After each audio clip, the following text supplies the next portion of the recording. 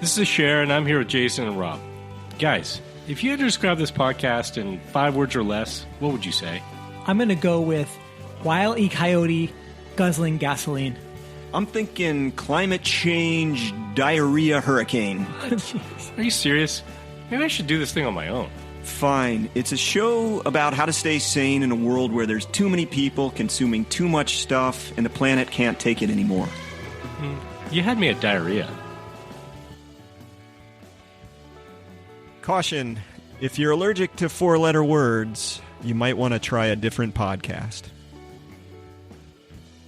Hey guys, you ever watch any of these goddamn superhero movies that are coming out all the time? It's very powerful. I saw Superman 3. Yeah. What was it, like in 1988? Jesus Christ. No. Is that long ago? I took my daughter to see one of the new Marvel movies. Well, I don't know if it's that new, but we went to see Avengers Infinity War. Have you seen this movie? No. No. It's Infinity, though.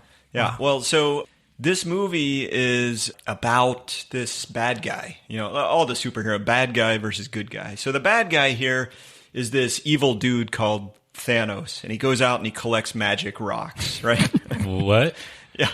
Come on, it's Magic rocks? like you don't have any magic rocks in your This collection? is what the evil guy decides he's going to do with his time. Yes, well, but the magic rocks give you the ultimate power in the universe. And what does the bad guy want to do with the ultimate power? Throw them at people? No, he realized he's a limits to growth guy. Wow. He knows that the people or people-like creatures in the universe are reproducing and consuming too much, and he's the only guy with the stones to do anything about it. Literally the rocks. No, wait.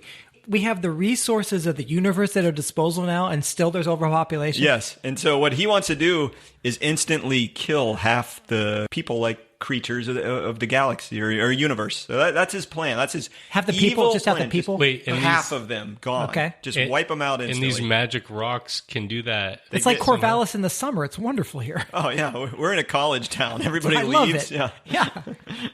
But we're not killing them, are Okay, we? no, we're not killing them. Yeah, they're not leaving because you're throwing rocks at them. No, we're not. Hey, he doesn't throw the rocks. He What does uses he the do? magic power of the rock. Oh, Is he like, is there excuse me. incantations and stuff like that? I was completely Yeah. ridiculous with my assumption. I know. there. That's Yeah. Suspend some disbelief here, all right? Okay, got it. Magic rocks kill half the population. And of the what universe. are the good guys? The good guys, of course, are the Avengers, who believe in the ultimate ability of technology to overcome any problem. Sounds right? reasonable. You know, Iron Man. What is Iron Man? He's a super rich guy with Yeah, he's got a the thing in his latest, chest. greatest technology at his. Elon Musk, right? Yeah. Yeah. Elon Musk. He made is that Iron in a Man. cave with like a transistor radio. Yeah. It was incredible. Yeah. Unbelievable. Yeah. Yeah, makes MacGyver look like a complete putz. I know. Yeah. If he had duct tape, you know what he could have done? Duct Jeez. tape.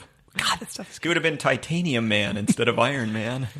Wait a second. So these guys believe that technology can sort of overcome all limits. So would they have this conversation with this Thanos guy about it? No, but so this is what floors me. Okay, it's an idiotic plan anyway for the bad guy, because if you were to kill half the people, whatever, in another generation, they just reproduce and Unless you got repopulate. rid of the half was one gender, right? Well, yeah, that's a good point. Although maybe if you go all Jurassic Park, you just asexually reproduce. Sure, I'm sure With there's- CRISPR, you can do that now, I think. If we're talking about a whole universe, The three of us are going gonna be like- species that can do that. We're not going to be needed pretty soon. We're going to... You and me? Well, I mean, like, our gender won't be needed. I was very worried where you were going when you mentioned the three of us in reproduction, but Right. I'm past my prime. You were worried. Our listeners were worried. So, but no, my point is, it's a dumb plan anyway. But still, like, this is the evil guy, the one who's worried that we're consuming too much. Okay, that's a good worry. And the good guys are, But the asteroids are being mined. There's plenty. yeah. But I mean, the good guys can overcome this. Anyway, here's supposed to be this fun superhero romp I'm watching with my kid, and I just got kind of in this. Wow, it's so apocalyptic in pop culture.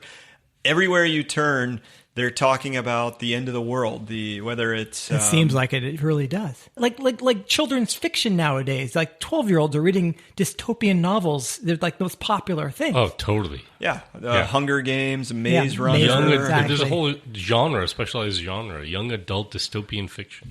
Really? Oh yeah, But it's the most popular genre too, right? That's, yeah. I that's mean, the I think a lot of bestsellers. adults are reading those too. Sure. Yeah. Wow. Why? So yeah, I feel like you can you can just list movie after movie. There's all these Okay. subgenres even. Right. Like Yeah. you can go to the zombie movies. You can go to the I love zombie technology movies. is going to get us. Okay, sure. Like Terminator. Yeah, you can go to the natural disaster kind of thing. Yeah, asteroids and stuff. or a man-made. Earthquakes, Yeah. volcanoes. Yeah. Yeah, all that stuff. So what is going on with that? I like zombie movies. I don't know. You think you think it's more now than it has been in the past? Well, I don't know. I mean, I am not a biblical scholar, but it seems like there is a little bit of apocalyptic vision there. But I don't know. It just seems like there's just so many movies. You want to go through a couple of them? How about some really fun ones like Children of Men? You guys ever see that? That was awesome. I saw Children of the Corn. I didn't see Children of Men. Well, that's a happier movie than Children of Men. How about that other happy one, The Road? You ever see that? I didn't see that one. I was afraid. couldn't I was watch afraid that. to see that. I read that book. I was afraid to see couldn't it. watch that. Oh yeah. No Well, way. remember that really scary one, Wall-E? Well, how's that apocalyptic again? Dude, the robots left there on this planet full of To clean up our Waste. shitty mess. I know. I just remember some like all those like fat Carnival people Cruise yeah, in exactly. space with That's right. with like drinks they can slurp. right. Is something wrong with that? Well, apparently there's some waste. Apparently, Oh. the universe in this case is a closed system. Even So, the universe isn't big enough for You us. consume stuff, and it comes with waste, right, as a byproduct. Or So we in the grow packaging. to screw up the universe in Wall-E. Apparently, yeah. Well, And then Thanos is feeling the same way. That's right. Okay. Thanos, Wall-E. Maybe they need to start like their own sort of alternative to the. Yeah, they'll call it the Magic Rocks Club. It'll be awesome. They're going to get I more got your people signed magic up. rocks right here. Do you know that when I took my kids to see Wall-E and they were handing out trinkets at the end? Did I already talk about this? No, but I remember that it was I didn't go to see it, but I remember the story coming out. Disney's giving away a free plastic digital watch. They or did something. not. Yes. Yeah. No, I'm not kidding. Yeah, You free- walk out of a movie that is this sorrowful tale of Yeah. waste. Yeah. What we've done, Yeah. right? Yeah. And they're handing out shit. I feel like we talked about this in another episode. We didn't? I don't know, but it's worth talking It's about worth talking every about it time. again? Yeah. Okay. So this like pimply faced, like 16-year-old kid who works in the movie theater is like handing my 8-year-old kids this plastic trinkets, and they're like crying after seeing Wall-E. And they give them this plastic trinket. Yeah. And they get it. Right. But they probably Your got kids get it. I bet they got a nice dopamine hit though, I- when they got I- the plastic trinket, and it was all better. I wanted to punch the kid in the mouth, just like Ronnie. You're referring to another episode. Nobody's going to know what you're talking about. Exactly. This is confusing for Let's me. get back to the question. Is it getting more apocalyptic? Well, you know what? I looked up just some zombie movie titles. I was kind of like, oh, You did your zombies homework. You're good. There's kind of a zombie craze going on. I wanna hear And this so This is bad. a little smattering Tell for me, you. tell okay? me, please. We got Night of the Living Dead, The Walking Dead, Dead Alive, Day of the Dead, Dawn of the Dead, Shaun of the Dead, 28 Days Later, 28 Weeks Later, World War Z, Zombieland, Aliens versus Zombies, Bigfoot versus Zombies, Navy SEALs versus Zombies, and MILFs versus Zombies. If that is not apocalyptic, MILFs versus zombies? yes. That's horrible. That sounds I terrible. don't know if that's apocalyptic. I think that's playing for a specific demographic. Yeah, That's well, wonderful. the 12 times that I watched it, each time I, guess thought you're it the was demographic. apocalyptic. Yeah. Well, Okay. zombies are actually, they're part of the political discourse as well. There's a presidential candidate who was advocating. He's my favorite presidential candidate of all time. His name is Vermin Supreme. He's got this enormous beard. Yeah. He wears a boot, a big kind of rain boot, Yeah. galoshes or whatever, on his head, upside down. Okay. Okay. Kind of looks like a wizard's hat. I love it. Yeah. Yeah. It's great. I've seen pictures of and he actually talks a lot of wisdom. I mean, one of the things in his campaign is offering a free pony to everyone. Who could say no to that? Right. Right. Is it And a then- plastic pony? 'Cause No, that's it's not a even plastic It's a real pony. It's a real pony. Real pony.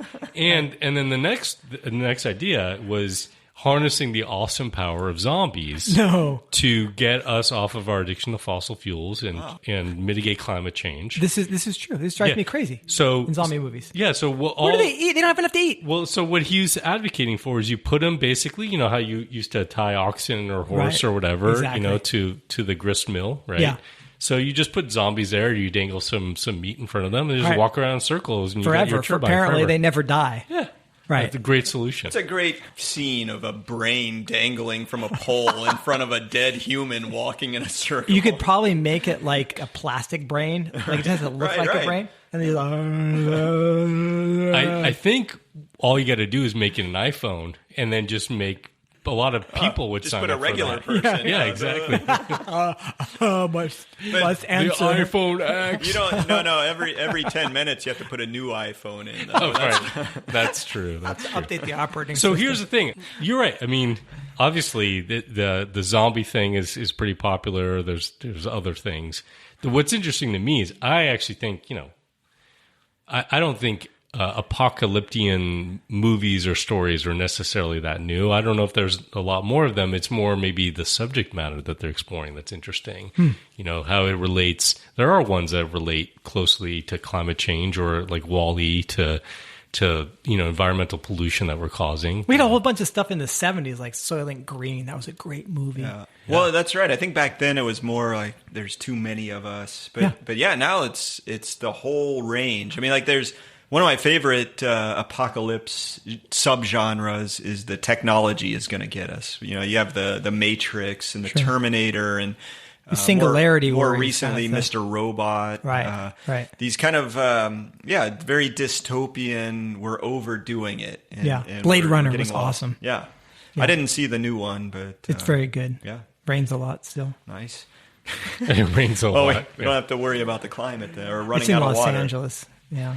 But so the question that I've had around this is why? Why this uptick? Or why is it so common? Why are little kids reading about people that would normally be their peers in grade school or learning how to bow hunt other humans? You know, like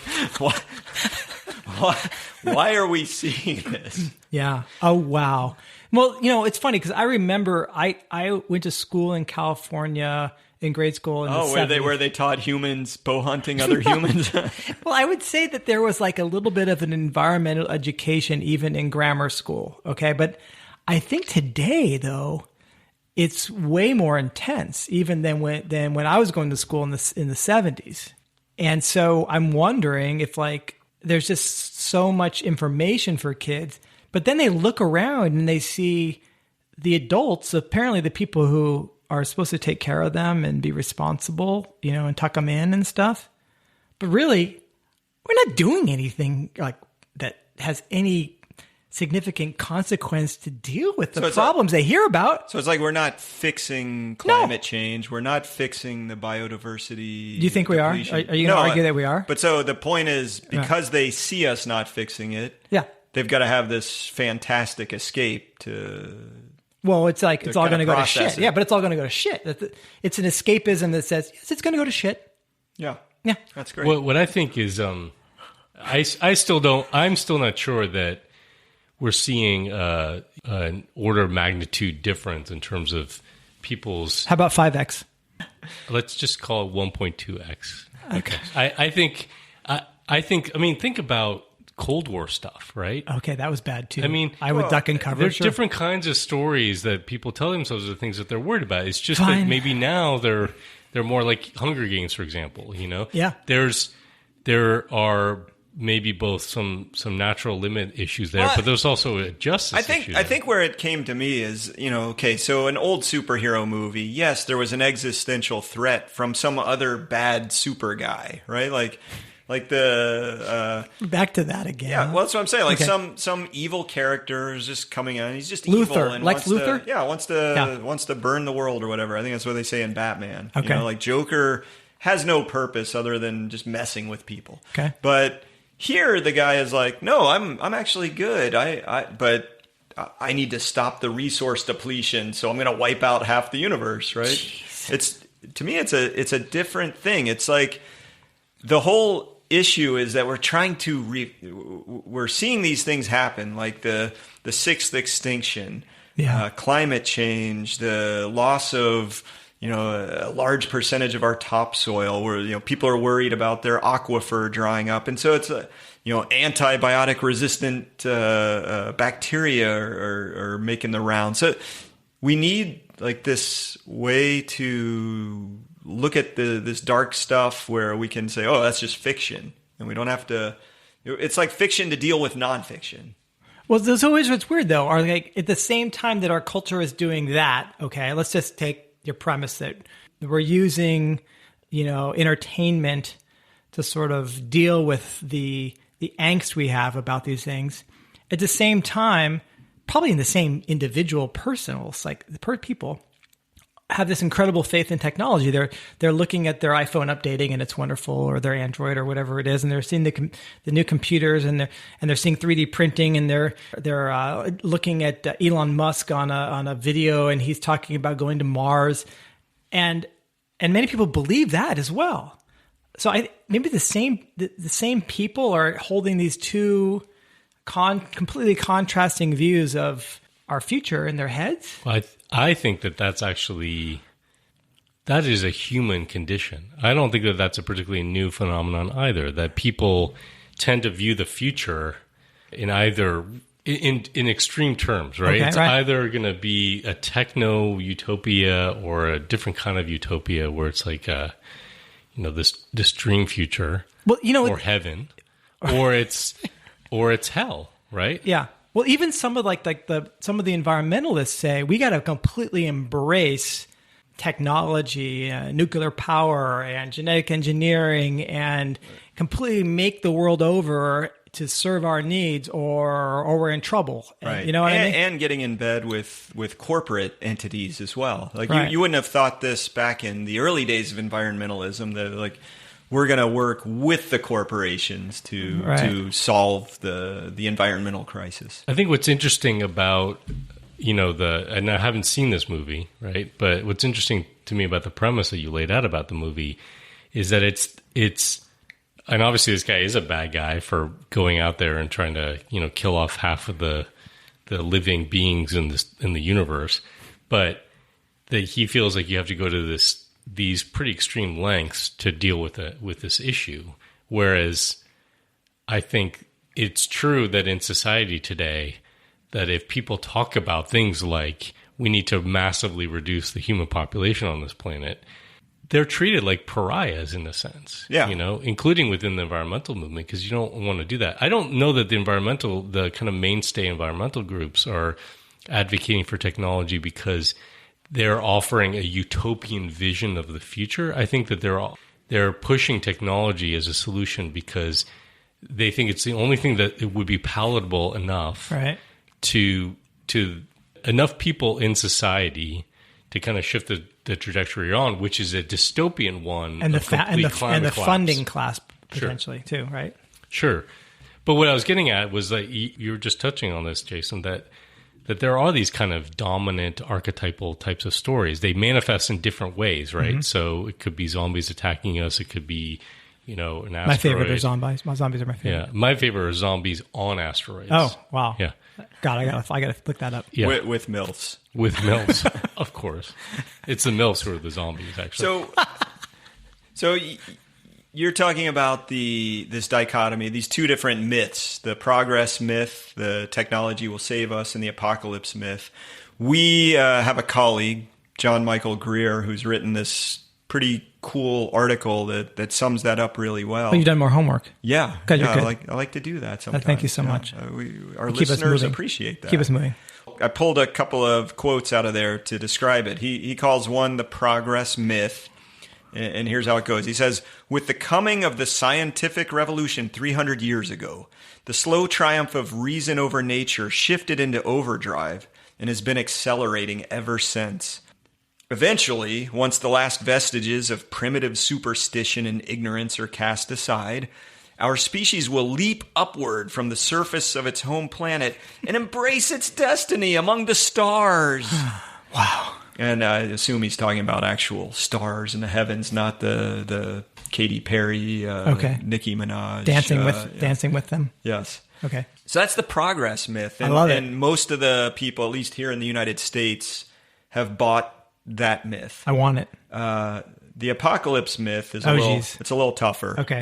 You guys ready to hear that? Fine, go for it. He says, people once lived in harmony with their world, each other, and themselves, but that golden age ended with a disastrous wrong turning, and things have gone downhill ever since. The rise of vast, unnatural cities governed by bloated governmental bureaucracies, inhabited by people who have abandoned spiritual values for a wholly material existence, marks the point of no return. Sometime soon, the whole rickety structure will come crashing down, overwhelmed by sudden catastrophe, and billions of people will die as civilization comes apart and rampaging hordes scour the landscape. Ouchie poo. Sounds a little like zombies, right? Exactly. I mean, I think that's why I'm drawn to zombies, maybe. Yeah. Yeah. That's because out here you watch scouring hordes coming for your family. Rob is pointing to the farm fields outside of my library. We're recording. I'm trying to picture the hordes marching down the fields. I can't. I think that so Greer's premise here is that, because I've read that piece too, obviously, that these are very common sort of dominant stories that we tell ourselves. But they're just that, in a sense. It's easy for us to fall into this, into these sort of these old tropes, Yeah. And they might have different characteristics at different times, in terms of what is the vision of utopia or what is the vision of like this Armageddon situation.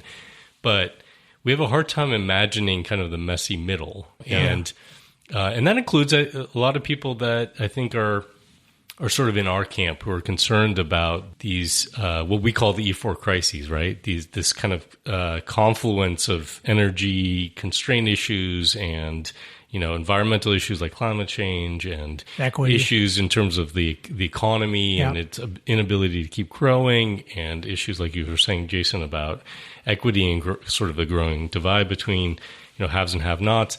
And they kind of see that all collapsing in this sort of Seneca Cliff moment. What does that mean, Seneca Cliff? I hear that some, but don't. It's basically like literally falling off a very sharp drop. So that's an actual cliff somewhere. I guess it's got a gentle slope up to the peak, and then it just falls off a cliff, as opposed to a bell-shaped curve. So you can think of the rise and fall, say, of civilizations as being a bell-shaped curve where they grow, they add complexity, and then there's power, and they spread geographically, and then they just sort of start shrinking back, and the periphery starts becoming more simplified and more independent again, and then they wither down to the core again. But it's kind of genteel. But so, right? As opposed to like boom, and then there's like cannibalism in the streets. Right. So if the asteroid doesn't smack the planet and blow everything up, you're talking a share then about this messy middle. Like it's not one way or the other. Like, even if you experience a collapse, it's not immediate. It's more cannibalism light. Diet people for the zombies. Well, you just eat limbs instead of the entire body. Okay. Right. Okay. That sounds tasty. I'm sorry, that was bad, wasn't it? What's interesting for me is, why are we inclined to sort of imagine those extreme visions of the future? Because I would probably say, John Michael Greer wrote a book called The Long Descent, and I think in that he argued, if you look at sort of historical precedent, right, of societies that have gone, he would agree, I think, with the premise that we're dealing with limits, right? Limits to our ability to grow. Yeah. And so we look at other societies who may have gone through some kind of a limit to their ability to function the way that they have. And there certainly are historical, precedent for that. And that in many cases, they are a longer descent when they go through that. Rome wasn't built in a day, it didn't fall in a day. It took a long time. And and that's in some ways relieving for those of us who are concerned if he's right. If he's right, yeah. If he's right, it's relieving to us to think that, okay, we hit sort of this peak, we are on a decline of some kind, but it's a gradual or it's a punctuated descent of some kind, where maybe there are these moments of a lot of chaos, but then there's these other moments where kind of things even out for a little bit. That gives us time to adjust and sort of shift and prepare and do whatever we need to do.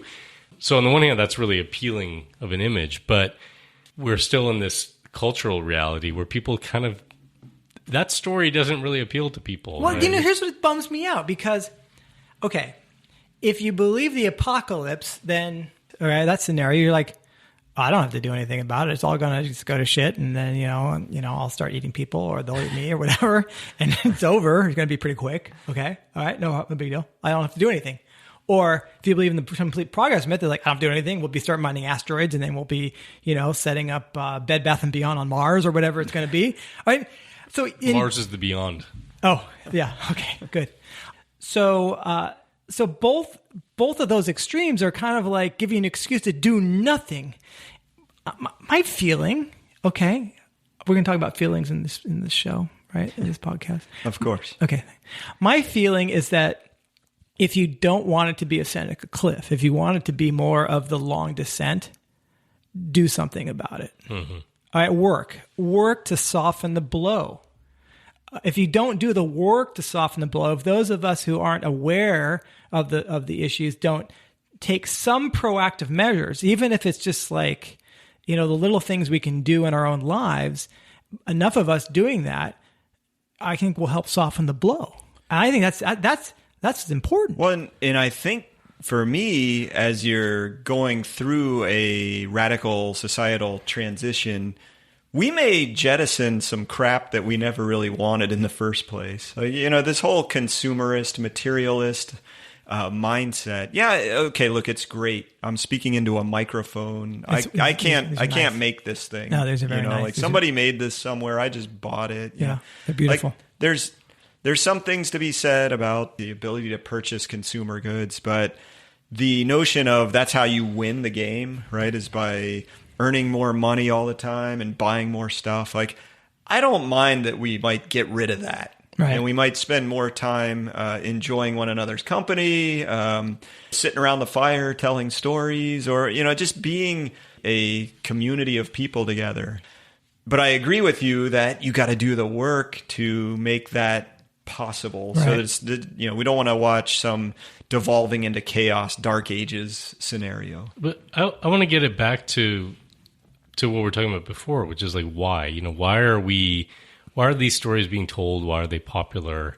And if we agree with the premise that there is a tendency to tell these stories of extreme prosperity or well-being or whatever, utopian vision and kind of a dystopian vision on the other side, why do we incline to those things? And I think that, and then what can we do to combat them? Because you said, Jason, like, if we want to have a long descent, the best thing that we can do rather than a Seneca Cliff, then we have to take some kind of action, right? But we have to sort of understand why people tend to revert to these stories or these visions of the future. Part of it is, like you said, is that maybe they don't have to take responsibility for it.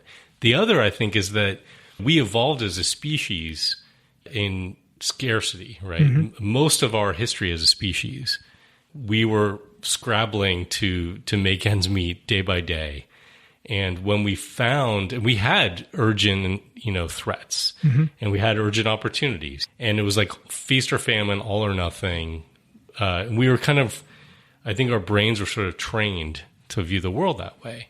So it's hard for us to take a long, measured view of the future and then still feel agency about it, right? It doesn't feel as urgent. I think that's why, people, they say, yeah, they're concerned about climate change. And you talk to people about, worrying about the climate for your grandkids. Well, I love my grandkids. Fuck them. It's not that it's not that urgent when I can go buy a ticket for a cruise line and watch the ice capades in the bottom deck of the cruise. You get an immediate reward, right? So I think a key thing here is if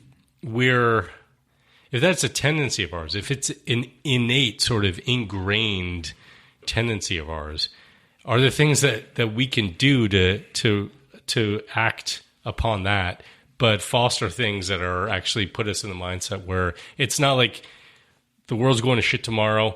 We got to get our guns, our gold, put them in the bunker. Cans of beans. Right? You remember that another colleague of ours, Douglas Rushkoff, who's been a writer and a critic of technology for a long time. He told a story that I thought was really fascinating, and that was that he was invited, he thought, to give a talk, talking about some of the issues with modern technology and kind of where culture and society are going. And they paid him a shit ton of money. I mean, it was I think the best honorarium he'd gotten. So he thought, okay, I'm going to go talk to a bunch of, I don't know, financial sociopaths in a big hall somewhere. Maybe he didn't think that way. That's how I would describe it. Instead, he comes into this space and he had prepared all these remarks, and there's like 5 guys there, right? There's like no big hall with a big crowd of people, It's like a Scotch club. Each one of these guys has 10 times the amount of the whatever big hall full of people would have had, right? Like in terms of wealth and yeah. Oh my gosh. So there are these 5 billionaire types, and they want to have a conversation with him, basically. Wow. Like they're anticipating that there's going to be this Armageddon type collapse that happens, and they're like, Technology is going to fail. we don't basically. want prepared comments from you. We just want to ask you some questions, like what are we going to do? These guys call it the event. Like after the event, That's whatever the it is, euphemism? whether it's zombies, dinosaurs, technology, asteroid, whatever. Something. Yeah. Okay, good. Yeah, and what was there was one thing, one of the questions was, so I got my bunker, I'm paraphrasing here, right? I got my bunker, I got, stored food that's going to get me by for years or decades or whatever. I built this compound in New Zealand. Good place, yeah. And I'm all set up, and I got my guards. Like, how do I make sure my guards stay loyal to me, right? Can you imagine you're invited somewhere to give people advice, and they're asking you, how do you keep your guard service loyal through the apocalypse? I cracked that one. Sexual favors. No. No? Jesus, do I tell people this? Well, Rushkoff had an answer. What was his? His was start being nice to them now. That could work, but Just a great answer. But do you know what has worked throughout history?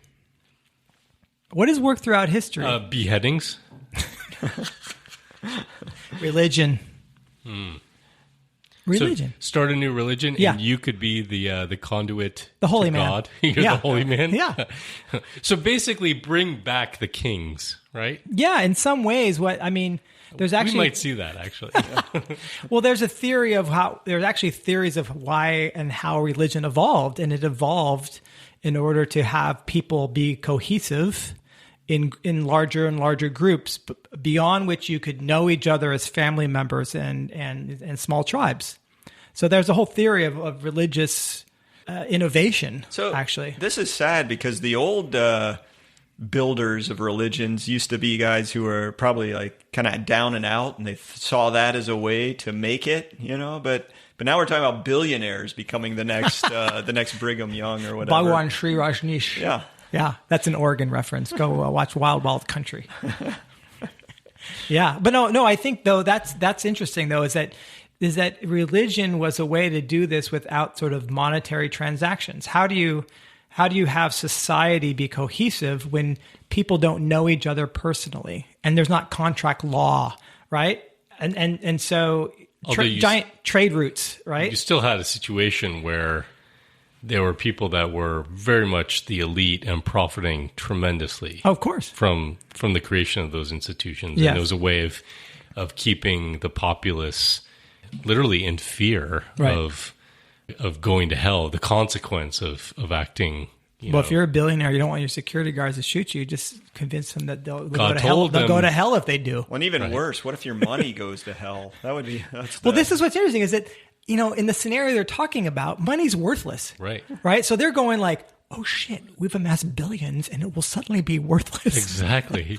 And I don't know how to have value outside of that. Right. And so, this is this is what's amazing is to realize that if you destroy a culture through overconsumption, overaccumulation, and over promotion of this political and resource ideology we have right now, there's nothing to protect you if you're uber wealthy.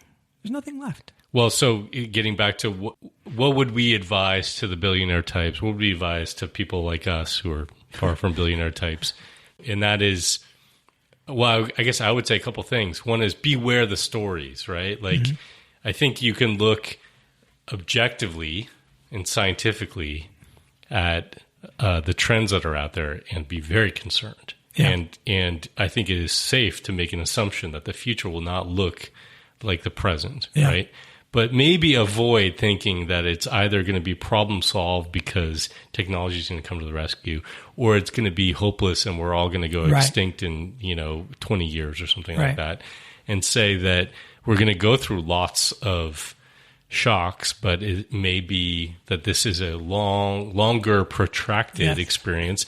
And so let's work towards softening that landing. But let's also maybe work towards things that have some kind of an immediate reward. Because if the reason why people are going to movie theaters, for the shock and awe of that moment, right, is because they're not having that experience in their lives. They're looking for that dopamine hit, the adrenaline, whatever it is. Can we provide ones for them that put us on the right path for the future, but they're still feeding that part of themselves. That's some pretty good advice, but I would probably say that better would be to go find yourself some infinity stones or other magic rock-like substances so that you can just control whatever outcome is out there. Okay, well, I'm going to say goodbye to you guys because I'm going to go look out in Jason's field and see if I can find some of those. Yeah, I'm sure there are. If those aren't there, maybe you find some mushrooms. All right, that sounds good.